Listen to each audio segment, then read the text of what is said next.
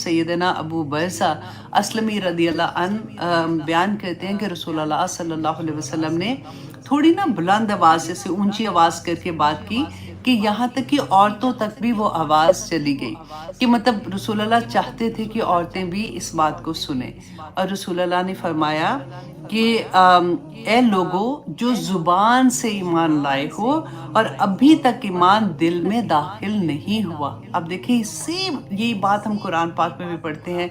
अल्लाह सुब्हानहू व तआला ने फरमाया था लोगों अभी तक तो तुम सिर्फ अपनी ज़ुबान से इस्लाम लेके आए हो, अभी तुम्हारे अमल इस काबिल नहीं हुए, ईमान अभी दिल में नहीं दाखिल हुआ ना, यही बात होती है। तो रसूलुल्लाह सल्लल्लाहु अलैहि वसल्लम ने भी एग्जैक्टली वही बात कही और कहा कि तुम मुसलमानों की गीबत ना किया करो, उनके पर्दे वाले अमूर की टो में ना लगा करो, जो उनके मसाइब की तलाश में लगा रहता है अल्लाह उसके ऐब की तलाश में लग जाता है। देखिए कितनी बड़ी बात है।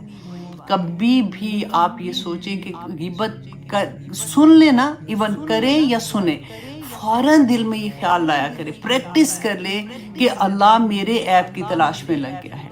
और फिर रसूल अल्लाह ने फरमाया अल्लाह जिसके ऐब की जुस्तजू में पड़ जाता है उसे उसके घर में रुसवा कर देता है। अल्लाह अकबर। ये मैं कहती हूँ सोने के पानी से लिखना चाहिए ताकि हम बार बार भूल जाते हैं कि जिसकी टो में फिर अल्लाह सुब्हानहू व तआला लग जाए उसको उसके घर में रुसवा कर देते हैं।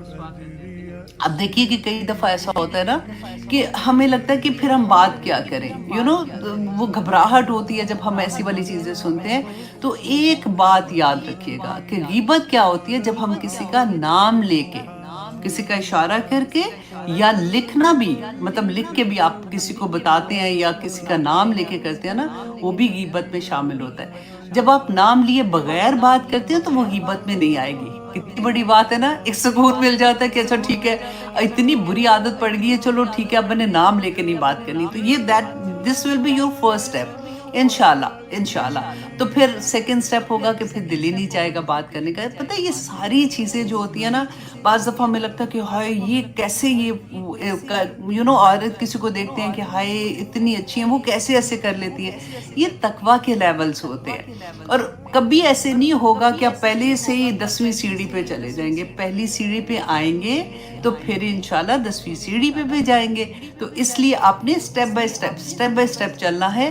और बड़े सुकून से, कभी होता है ना कि जब हमारी ज़िंदगी में कुरान खुलता है तो फिर बस दिल चाहता है कि सारा कुछ आज ही कर दे। उसमें फिर क्या होता है कि एकदम से इतनी ज़ोरों शोर से शुरू करते हैं और फिर कई दफ़ा उतनी ज़ोरों शोर से छोड़ भी देते हैं।